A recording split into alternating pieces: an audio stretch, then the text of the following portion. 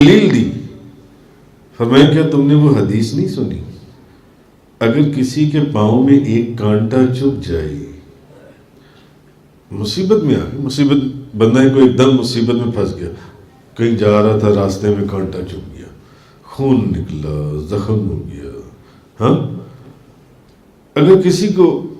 کانٹا چبھ جائے تو اس کا ایک گناہ معاف کر دیا جاتا ہے، ایک نیکی اس کے نامہ عمل میں لکھ دی جاتی ہے۔ کیا تم نے وہ حدیث نہیں سنی، اگر ایک دن کے لیے کسی کو بخار ہو جائے، ایک دن کے لیے کسی کو بخار ہو جائے، کس کس کو بخار ہوتا ہے؟ سب کو،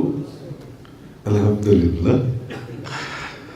اگر کسی کو ایک دن کے لیے بخار ہو جائے تو اس کے بظاہر تو تکلیف، بندہ بیمار ہو گیا، دوائیاں،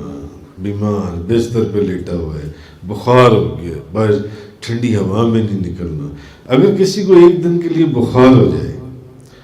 تو اس کے 1 سال کے گناہ معاف کر دیے جاتے۔ تو بتاؤ بخار ہونے کے اوپر صبر کرو گے یا شکر ادا کرو گے؟ آپ نے اپنے بیٹے کو یہ مثال